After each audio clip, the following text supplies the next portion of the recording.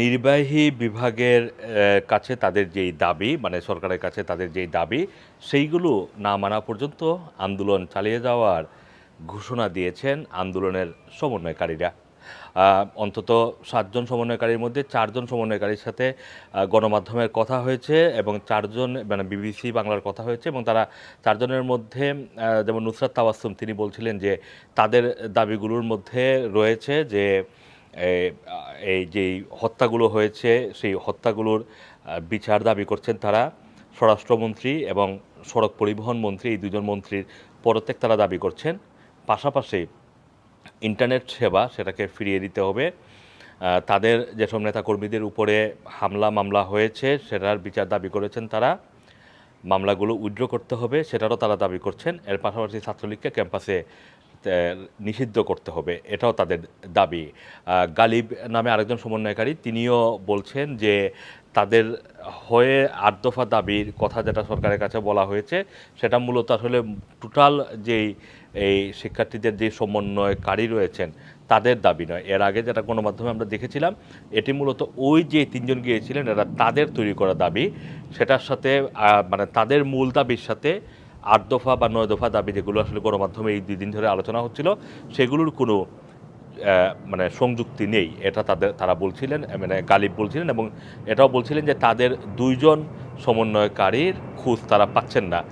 কোন ২ জন সমন্বয়কারী সেটা কিন্তু নাম বলেননি।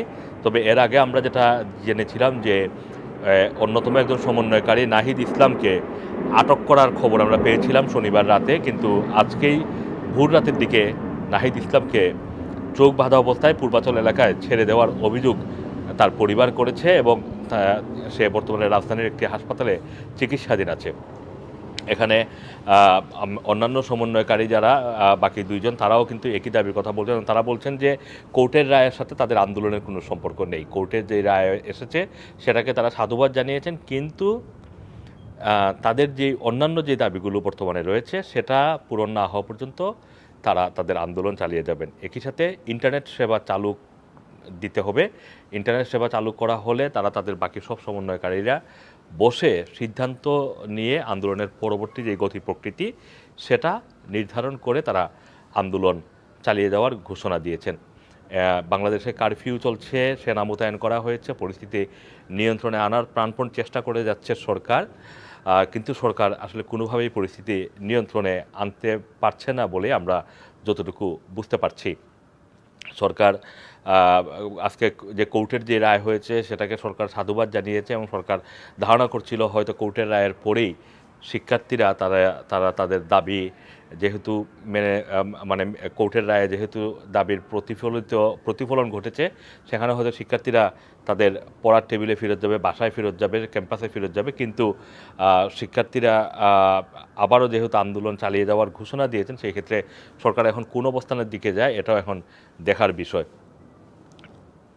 এখন পর্যন্ত এতটুকুই হচ্ছে আমাদের কাছে খবর। আসলে বাংলাদেশের যেহেতু ইন্টারনেট ব্যবস্থা নেই, খুব একেবারে কনক্রিট সোর্স থেকে খবর পাওয়া খুবই দুরূহ। আমাদেরকে নির্ভর করতে হচ্ছে বিবিসি বাংলার যে আপডেটগুলো আসছে সেটার উপরেই। তারপরে আমরা চেষ্টা করছি বাংলাদেশের বিভিন্ন পত্রিকার সাথে সিনিয়র সাংবাদিকদের সাথে যোগাযোগ করতে, কিন্তু যেহেতু কানেক্টিভিটির অনেক প্রবলেম সেক্ষেত্রে আমরা আসলে কনক্রিট ইনফরমেশন পাচ্ছি না। তবে বাংলাদেশে আজকেও এই কারফিউর মধ্যেও বিভিন্ন জায়গায় বিক্ষোভের খবর আমরা পাচ্ছি বিক্ষিপ্তভাবে। আজকে এখন পর্যন্ত হতাহতের কোনো খবর এখনও আমরা পাইনি, সেটা পেলে আবার আপনাদেরকে জানিয়ে দেওয়া হবে। Assam Masum, Rana TV, London.